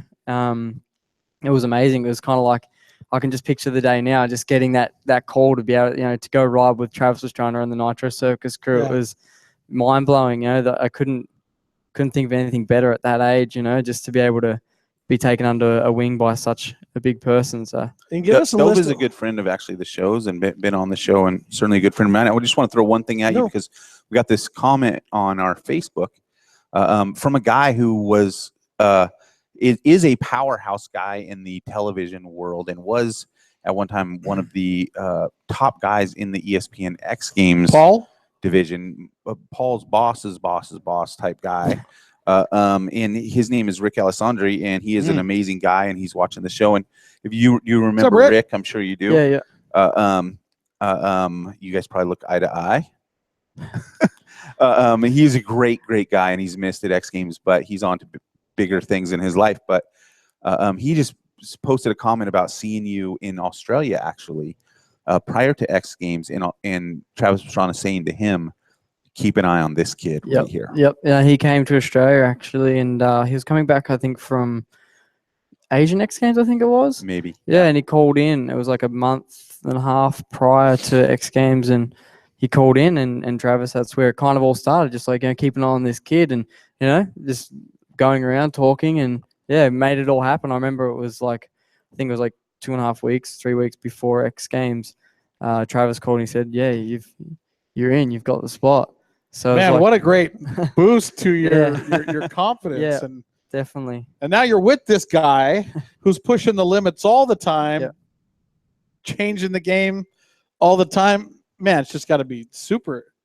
Yeah, super it's amazing. Like, dreams come true. You know, like left school at a young age to ride motorcycles, and had a dream to be able to, you know, have fun on a dirt bike, make people happy, and make a living from it. And it's slowly just finally happening. It's crazy. Now, do you live here in America now? Yeah, yep. Live here in the US now full time. Temecula? In Temecula, yep. So just guessing. Yeah, we all live there. So well, and Dan will like this. The world, it's a small world out there, because I just got a call today from my neighbor. His son Preston Campbell, Johnny Campbell's son, the king of Baja, just bought your van. Yeah, he bought my very first pride and joy, my Chevy Express. You know, it's kind of a common thing. If Toyota in the US actually brought out the Toyota Hiace, I'd be driving one. But we had the Toyota, 4-cylinder Toyota Hiace growing up. That's my first car, and so I had to get a van, and I got the Chevy. But he brought me. I think I brought it for like $5,500 when I first came to the US, or something like that. And they brought it off me. Cool moto van. I did a lot of miles in it, and I was actually kind of sad to actually depart from it, because I was like, man, this thing is like it was my pride and joy. So I got another one.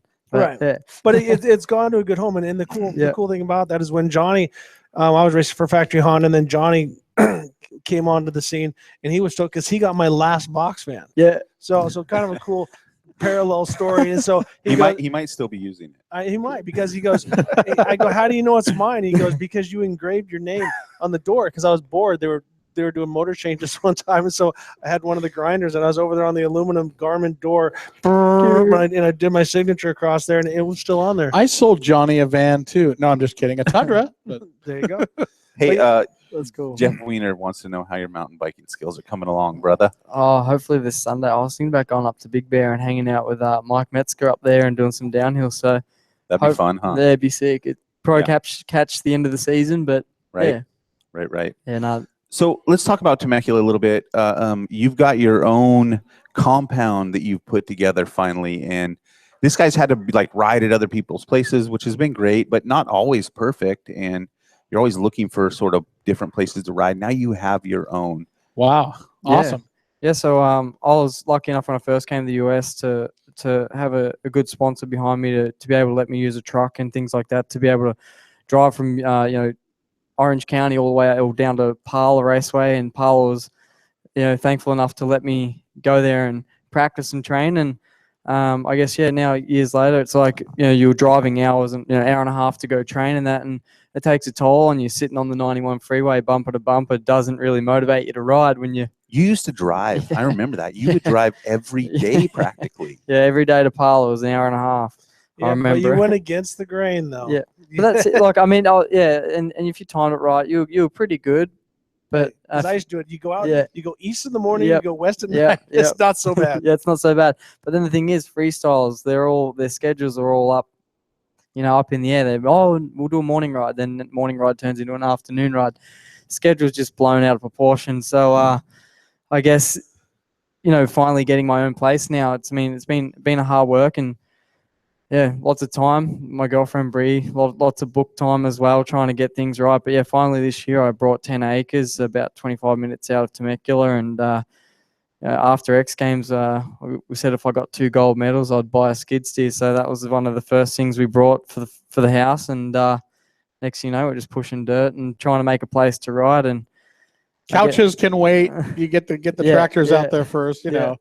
That's it. I mean, we moved in on Tuesday, and I had a down ramp built on Thursday. Nice. So well done. For those of you that speak English, a down ramp is a landing ramp. A landing ramp. Yep. And Temecula is right by Murrieta. It's right next to Temecula. Yep. So yeah. But now, what for your training and stuff? Because when freestyle started, obviously the Metal Militia and the whole partying and Crusty Demons, and there's a bunch of hoodlums just going big and stuff like that. But you guys have evolved so much as athletes and stuff. What is the regimen for you for training? I mean, I'd say, looking at the past, like the freestyles, the change, the image has changed a lot, the cut down guards and things like that, but then also the fitness side of things. I mean, for me, like the gym stuff, is not a massive priority on my list. I just stay active all the time. I'm always doing something active, and 90% of the time I'm riding my dirt bike, whether I'm at the motocross track or I'm riding ramps, I'm always on my bike. Like, if you ask anyone, I'm like the most motivated rider that just goes out and rides every day. So I guess just a lot of bike time. That's what it comes down to. Muscle memory is one of the main factors in what we do. And then obviously just having a good head, mental. But physically, I haven't changed since I was 15, I'd say. So grown. Right. Yeah. So it's 3 more hairs on his chin. Right, grew some bum fluff, but that was about it. Bum fluff. So are you a 2-stroke or 4-stroke guy? He does it all. Yeah, do I? No, I know, but I'm just saying. If you have to pick one. Electric. Okay, so I'll this is my look on it. For the motocross track, if I'm taking it serious, obviously the classes that you have to take serious are the 450 or 250 class. So the 4 strokes you pick.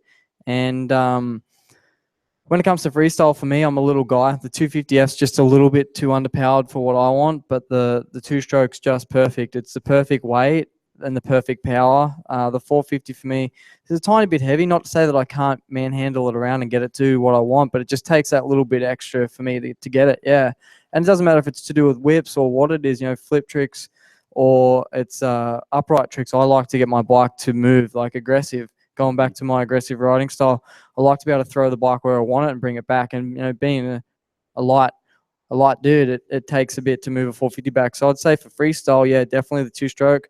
What about step up? Because you went step up on a 2-stroke also. Yeah, so I figured that the 2-stroke's pretty cool too for step up. It was one of those things like going into it, like, man, I don't know, this is my first time in it, didn't know where I was going to stand, but Dunlop hooked me up with some badass tires, and let's just say they hooked up amazing. But then I got the bike pretty dialed. But I guess for me, like falling out of the sky with the 2-stroke with no engine brake and a bit lighter bike, I'm actually able to, if I can get the right traction and power to the ground and be more aggressive than other riders, I can go higher and I can fall lighter. You can manage the drop. exactly. I can manage the drop. So I felt like when I rode the 450 on the step up, I felt like I was just falling out of the sky with a ton of bricks. So it wasn't really my thing, but you never know. Who knows? This year I'm hopefully talk to Yamaha and figure out getting a 450 as well for a couple of different projects. But yeah, the 450 and the 2-stroke and the 250 2-stroke, I'm going to go out, build something in my backyard, and just see which bike I'm going to use for the 2017 X Games. That is such a gnarly beating on your body, jumping that. Yeah, you have a little bit of downslope, but there's no forward momentum. It's straight up and straight down. And I remember doing, I didn't even come close to that kind of stuff, but you go do magazine shoots and they'd want you to do a big jump and then you land flat. Like a cliff jump. Yeah, and then you land flat. And I'm like, did you get it? Well, let's do a couple more. I'm like, no. You want when get your camera in focus. You're going to get me to jump off the cliff. I'm doing it once. Right. And all I used to be able to huck it pretty decent, but at your back and your knees and your neck and your wrists and everything starts to take a toll. I would say there's a lot of guys that don't practice step up for that reason. But me and Bryce Hudson, we spend a lot of time practicing this thing because, practice makes perfect. And it's funny because a lot of guys sit around before X Games not doing any practicing. And, that's not really helping the sport. So, me and Bryce get out there and put in a lot of time on step up. No matter if it's hurting us or not, we're out there shoveling the jumps, putting time in on it. And, it does take a toll on your body. But if you want to progress in that part of the sport, you've got to put in a lot of bike time. And some of it, you just got to take a beating, but it happens. Some of it hurts. Yeah. We got to take a break. Yes, we do. More with Jarryd McNeil when we come back. Folks, the Action Sports Show powered by Toyota Escondido. Don't go anywhere.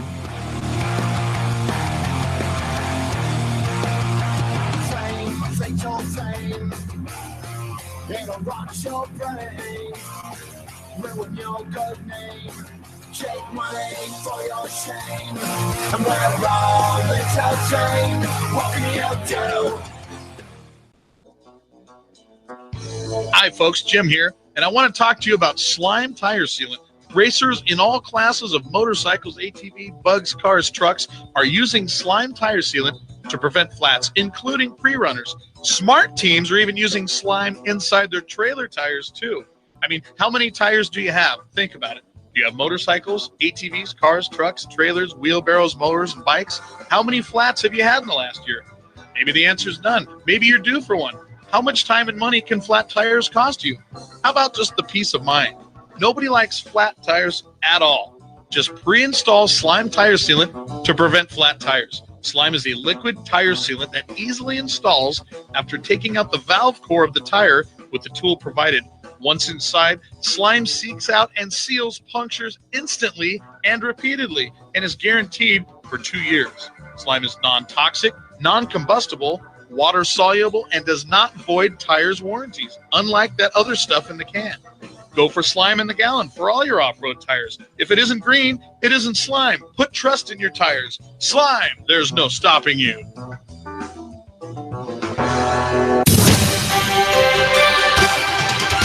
name you should know, the best place you can go, Toyota of Escondido. It's true. The best new cars make the best used cars. And Toyota of Escondido is once again #1 in Toyota certified used cars and trucks. Feel confident driving with the peace of mind of a 160-point inspection and Carfax report. Toyota of Escondido. Toyota of Escondido. You also get a 12-month or 12,000-mile comprehensive warranty from certified purchase date, plus a 7-year or 100,000-mile limited powertrain warranty from original date of sale when new. Please ask for complete warranty details. Toyota certified sales leader for San Diego County for 2014. Hey, this is Jason Ellis. You might have heard of me, you might not have, I don't really care. And you're listening to the Action Sports Show. It's great. I always listen to it. You're on, guys.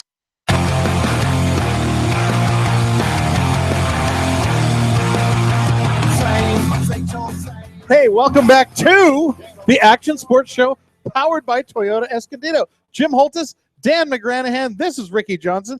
That's Jarryd McNeil. That's Crazy Chris behind the bar again. Hey, I have a question for you, Jarryd. We were sitting there talking earlier how we see some of the electric bikes starting to come into racing. Is there any possibility? Has anyone ever tried these out on freestyle? What's the weight of them like versus the torque? Any thoughts? Yeah, no, definitely. I mean, cool concept. Takes away from the smell of the race gas and the fumes. Yeah, as a fan, you're noise. like, okay, cool. You know, what was that? I've been spending a lot of time actually on.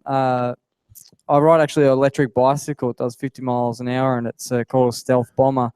And I'm familiar with that industry, but you see that Alta bike that's going around, and you've got Josh Hill riding that thing. I've seen him jumping off the freestyle ramps and throw some whips out at Brian Deegan's house, and I mean, cool concept. Like the future for riding, I see that might have a position somewhere, maybe like in the residential areas or cities where people can get, go indoors with things like that, or something with noise and pollution and that. So there's something there, whether or not it's now or later. And obviously, you've got other manufacturers that make electric, or there's another one, KTM have one. I've seen that around, and yeah, it'd be cool. I mean, obviously, I'm sure, Yamaha, Honda, all those brands have them.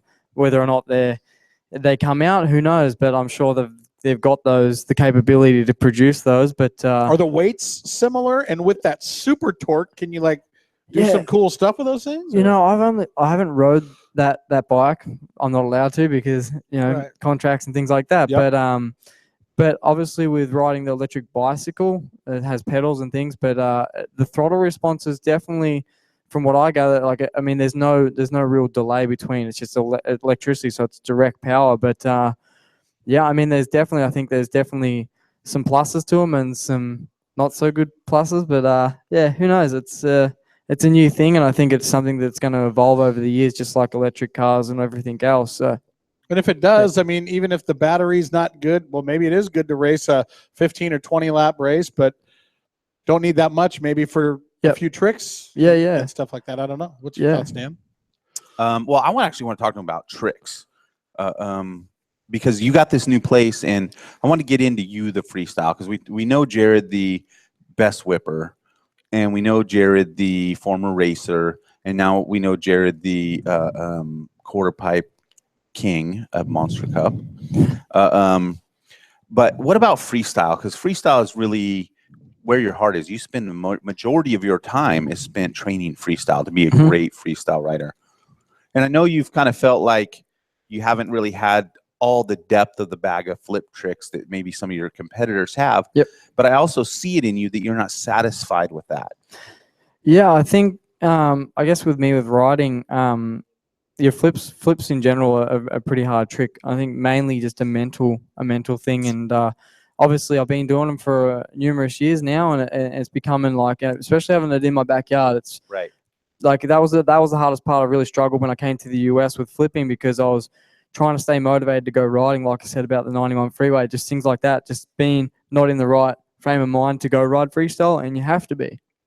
And then obviously now having this in my backyard, being on top of my flip game now, it's feeling a lot better.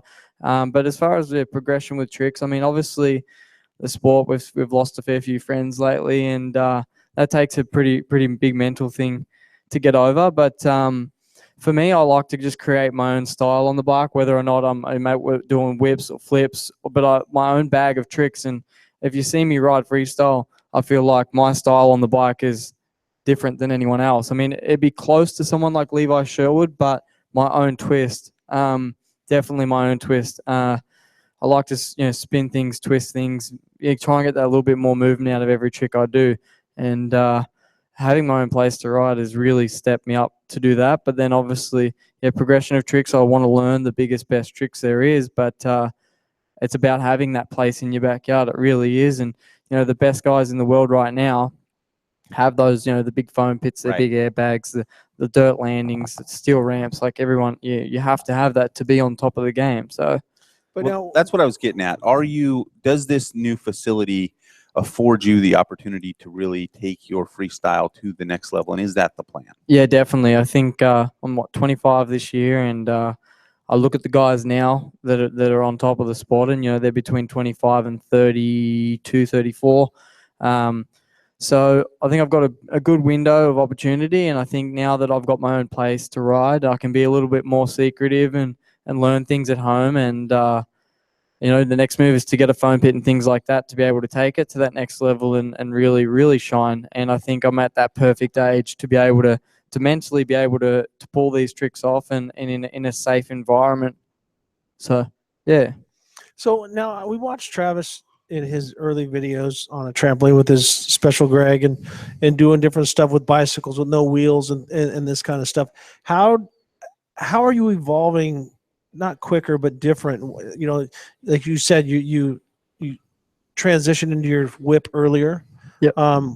What's the motivation? I mean, how do you get that? Where did that come from?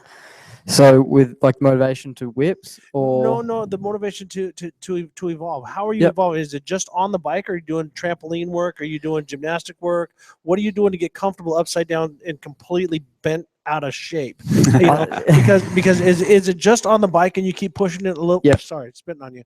A little further and further, or are you doing stuff like Travis was doing on the trampoline and going off of his cousin Greg, who would just do this crazy acrobatic stuff and had no worry about how he landed? I mean, when you have a backyard like Travis Pastrana's with all the bells and whistles and toys you can possibly ever want, you're able to do that. I mean, for myself, yes, I mean, backflips started for me on a motorcycle. I actually started on a BMX for me to be able to do it on a motorcycle. So, I mean, throughout my career, I've related back to BMX. It's really, honestly, BMX has a big part. And, you look back at guys like Jeremy McGrath and that raced BMX and then went to motocross, or guys that have done freestyle on BMX and then gone into riding, freestyle on motorcycles. A few of my friends have done that. And I think BMX definitely has a good thing. You be able to, you get muscle memory and things like that, just awareness of where you are. And I think that has a big part of it. Trampolines, all that kind of stuff. Really, pretty much anything to do with wheels or that you can catch air on, like bouncing on a trampoline, things like that, have a real big part in what we do. Do you have a trampoline? Don't have a trampoline at my house, and we were actually talking about this the other day. I was talking to Brian, I'm like, I really need to get a trampoline in my backyard. One, because it really does help a lot. Aerial awareness. You get on there with a trampoline bicycle, and body varials, things like that are a big part of the sport right now, and that actually really, really helps. So, yeah, it's definitely all those things gathered up really do help with freestyle, but most important is just bike time. Right. Just being on the bike, whether or not you're in the foam pit or on the freestyle ramps to the landings, it's always, I mean, to me, even with racing, it was all about being on the bike. So it has a big part. You've got to be aware of where the bike is at all times underneath you when you're letting go of it. And what better way to get that out is riding. What body varials would you see yourself attempting? There's so many. You want to go bag the ones that are the that already roll done, and the California roll and the Volt and the Electric Doom and no, the Cali roll is definitely one that I want to try. Taka Yukashenko, he created that. He mastered that and still does it to this day, and it's one of his tricks and something that I've always thought about doing, and I'd like to try that.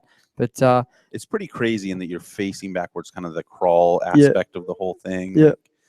It's pretty nuts. Some funny positions there. Yeah. They're honestly, body varials to me, they're awesome. They're gnarly. They look a little messy because it's not like there's no real extension because you just keep going around to the next spot, Well, but it's cool. No one's done the Corolla since Chuck did it. That'd be an interesting That one. was one I was just about to lay on you. Electric Dooms. Yep. Or if you're Clinton, the Bundy. Yep. That looks extended. Yeah, they peak out. Yeah. Yep. So that has a little more of a top out to it. Yeah, it definitely does. I think I would love to try the Corolla, and a lot of riders would. It's whether or not who wants to risk their career for it. Yeah, exactly. But it's definitely, it all comes down to being in the foam pit and being aware of your bike. And I know with the tricks that I do on the bike, I'm able to get in positions where I know I could do something like that. And it's just a matter of having that foam pit in your backyard, being able to wake up in the morning, cruise down there in your gear, jump into it, 5-10 times and figure those tricks out. That's how the sport evolves, and that's what it needs to be. Now, at this point, would you rather have a pit or a bag? That's a hard question. I've actually not spent any time on the airbag yet. Okay. I've heard good things, bad things. I've heard things that, it's good to warm up into a foam pit, then go to the airbag. I've heard some people like to just jump straight to bag. So, yeah, I mean, obviously for me, I think foam pit's definitely a good starting point for me. I feel like I'd feel comfortable in the foam pit trying body varials for sure. Flip tricks where you're actually holding onto the bike the whole time, maybe an airbag would be pretty good, but letting go of the bike, I'd like that bike to sink into the foam before I hit it. Yeah. Exactly. So, whereas the airbag, if you're falling into that, you're falling like the bike. You're literally gonna. You're gonna end up the same place. Yeah, you're gonna land up the same place exactly. And yeah, I don't know. Should be interesting. Yeah. Right. What do you think of it if we were to teach Rick Johnson to do a backflip? Do you think it's Have you ever possible? done stuff into a foam pit or anything, Rick? Never have. I'd be that guy that would jump off the side, I think. Well, if you don't mind me asking, what's your age? Here we go. What's Here my we go. 52. 52. Well, He just asked Rick Johnson what Right, his right. age was. So- like that matters. well, it Age is a does. It number. matters. This It is matters. Rick It matters. No, Johnson. this matters. Do you realize who you're The talking Yes, to? Rick so- Johnson. The Rick Johnson. Right? But there is a guy that actually, unfortunately, Paul Smith passed away. Well, I see where probably you're a month going and a with half it now. And Absolutely. he was January this year. He was turning. Oh, sorry, this coming year he was turning 50 years old. He backflipped the motorcycle. He done backflip Supermans, backflip heel clickers, no-hander backflips, and upright tricks like you would not believe.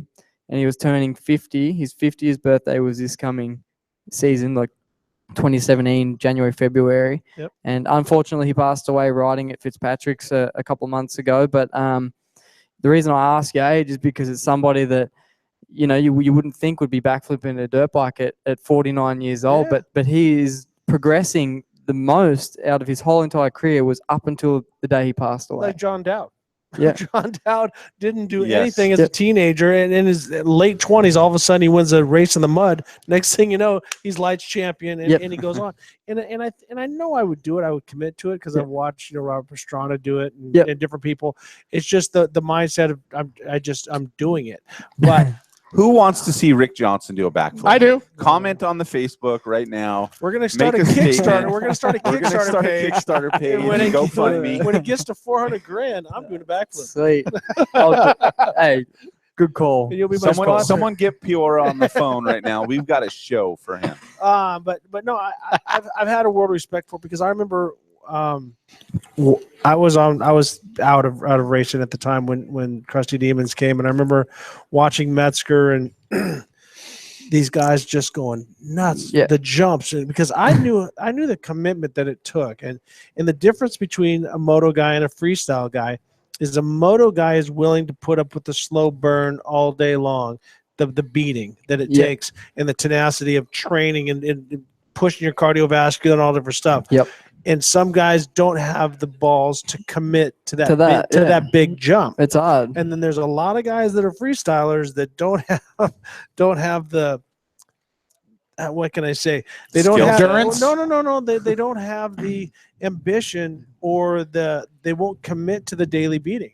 Yeah. And so it's fun to go out on a motorcycle, be something new, because that's how I evolved my game is when because I'd go out and do motos and I was on the stopwatch all the time. And It Yep. was such a grind, same crappy track. You get burned out. You get totally burn out. Yeah. So what I would do is that's when I would start doing transitions on my supercross track. I would just go, I'm not doing motos. I got to say, okay, can I jump from the face of that triple to the side of that tabletop, or the side of that tabletop to the downside of this, and you start doing this kind of stuff. Right. And that's how the kind Playing of around. Yeah. playing around happens, Yep. and you have fun. But there comes that point. Yep. Back when Travis blew his pelvis apart, where they would just put jumps Yep. out there and they would let you do whatever you wanted. And it's still kind of that way now. But the jumps are set up better. They're more consistent. The air time's better. It's changed a lot, the sport. I mean, it's gone, like I said, from that image, the Metal Militia and things like that. Then you had your Travis Pastrana and Nate Adams come in with the clean cut image, the not cut down fenders and the racer look, really. Yep. And then as they evolved the sport, and the Metal Militia guys, they evolved the sport as well. At the same time, it was kind of like good versus evil in a way. It was like it was good. 100%. And then nowadays you've got, there's more clean cut guys, but honestly, a lot of guys are going to the gym. A lot of guys are training and doing the hard yards. I know Josh Sheehan, a triple backflip guy, he's he would give some motocross guys a run for their money in the gym. Yeah. It's changed a lot because I mean, I'm a small guy. If I hit the ground, I'm normally I'm normally hurt. Yeah, exactly. But you know, you have guys like Josh Sheehan who's built like he's a muscle man. He put a lot of motocross guys to and shame. Matto but, too, you know. I mean, but lean like nice lean right. fit. He's like guy. a gymnastic body and stuff. And you watch Robbie Matto how hard he trains. And he's been hurt massively, and he keeps coming back and he keeps coming back, and it's because of that. You got to have that base, that strong base. And so I commend you for that, because people don't understand. I mean, I haven't done a backflip, but I haven't done, you know, half the stuff or any of the stuff that you've done. Yeah. But I do know that commitment when I'm just going to go, I'm going. And you have to, it's jumping out of a plane, and you basically submit to whatever bad things can happen. And you have a vision of success. You're going, I'm going to do this. But as you're coming up to it, thoughts go through your head, man. You're like, I'm going. If this goes bad, it's gonna suck royally. It's like the first turn at Crandon. That's how I equate it to. I got a couple guys I don't trust on the inside of me. I got to go through it wide open. My first time there was the big one. Right. With Andy Zipperer and Steve Barlow. Off the track. Man. And so nuts. But you do that time and time again. And so do you have trouble sleeping, honestly? Or do you just at the end of the day, he looks over at his girlfriend? What kind of music do you like? Does he like stomp? Does he like have night terrors and kick you in the middle of the night and stuff? Yeah. So you twitch at night and stuff. Yeah, no, I never know, but my girlfriend wakes me up every now and then and goes, "What are you talking about?" Or sometimes I'm standing over the bed looking at it like she doesn't know what's going on there. I've some pretty whack nightmares, but Jarryd, I don't know what it's from. You're freaking me out. It's serious. It's serious. Yeah, but no, I don't know if it comes from riding from doing that. But yeah, it happens. That's for sure. And yeah, the sport's gnarly. No, and that's the thing. Seat grab in the middle of the night. Whoa, what's going on? She's like, that's not a seat. That's not a seat. Those are not pillows. But I don't want to blow too much smoke up your hind end, but the people got to understand the level of your commitment. I totally, I mean, all respect. Just a different commitment. Like it's different than racing. But it's big, man. It's It is dropping. big. It's dropping into a big. 30-foot wave almost every time. And yeah, some of the stuff you got to figure it out. Like I talked to Sonny Garcia about it, you know, because I'm scared to death of drowning. Yeah. And he's like, "Oh, this is nothing like jump or triple." I'm like, "But I can go up to the triple. I can lay on it. I can talk to it. And then when I decide, exactly, I can step it out. I can shovel it. I can do whatever I want. And then when I decide I'm going to go, I'm going to go. But with Sonny, the wave comes, he paddles and he drops in, and who knows what's going on with that wave. And he's like, "Oh, it's just water." I'm like, "Yeah, but my jump doesn't want to drown me to death," you know. But for you guys to go out time after time after time, and then when I watch the Nitro Circus, how many guys have you had flip in a row? If one guy goes down, the whole next four are party's going screwed. down. There's no Yeah, how long radio are going. how long are the "Oh, big trains? stop! You're in line 5." You Yeah. know, and so how do you feel about that? Do you just kind of here we go every time? Yeah, I mean, honestly though, like the same group of riders, we've been doing it. So we came from Krusty over to Nitro Circus, and you know, there's like people come and going and whatnot. But I mean, you have to trust who you're around, and if you're around those guys all the time, and you know, here and there they'll put in a new rider that we don't know, but normally they'll space it out. They'll make sure the rider's comfortable. We pre-run through everything like before the shows and that. So, I mean, it's all just because we've spent so much time around each other that we're comfortable. But yeah, no, in the back of your mind, you know, when the weather starts changing, if it's a little windy, you know, moisture, things like that, it definitely takes a bit of a mental, you know, all right, we've got this, you know, let's go team, like we've got this. But well, let's talk about that. Yeah. You just won the MEC, and we're talking about it before the show. Is you and they had some wind up there too. That's some wind up there that changed. Your winning jump wasn't your highest jump. No, so that's walk us through what happened there, because ironically, the wind changed everything. Yep. No, the wind definitely changed everything for that whole event, for the high roller Monster Energy contest.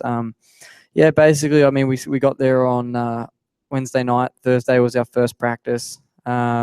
conditions were good. We got a bit of time in. We were just cruise the afternoon and just getting familiar. All the riders turned up. Thursday and with the Friday course. were like perfect conditions, right? Yeah, I mean, Friday was not so good. Yeah. Friday we did a morning and then an afternoon session, and the wind actually wasn't too good. Like, I mean, it was picking up, and obviously with freestyle, we're always on the weather apps, just going, all right, what's the wind at? Where's the rain at? Where's this?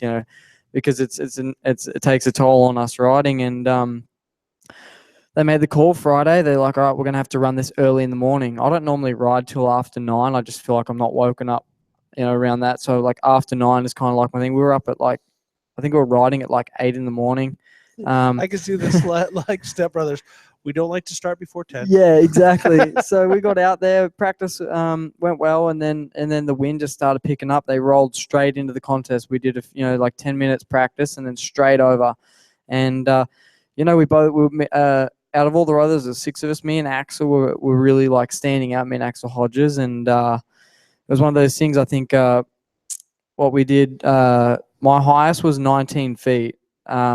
When I landed, the wind, as I was popping. So when we were popping off, as the wind is picking up of the lip, off the top of the lip, which is the top of the lip is. It's 18 feet. So this is 19 feet above. Yeah. 18 So feet. picture that. Yeah. So, 19 feet. Yeah. Yeah.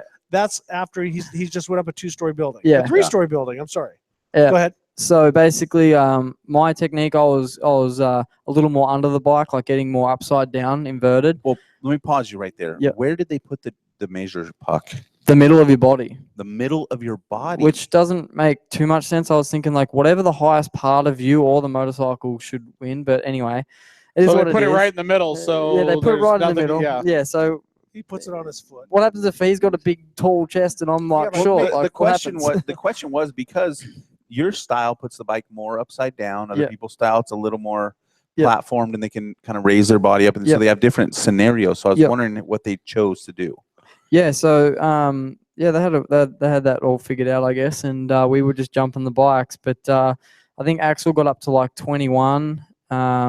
He had, I mean, obviously the breeze. We were just waiting, like we were circling around. All right, good, go. It was like they'd say, yeah, go, and then I'm like, nah. Like this is gnarly right now.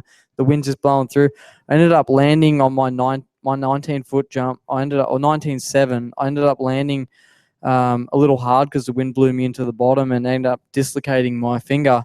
I ended up just watching the thing just sticking up. I landed and I'm like, oh man, it's going to hurt. Just yanked it back into place, pulled over, iced up. The paramedics gave me some ice to keep the swelling down, and I still had a jump to go. I pulled out of that jump, which still I was in second place to Axel, so we moved on to the final. It was me, Axel, and Chris Foster. We went out. Chris jumped about 10 to, the highest jump was 12, 13 feet.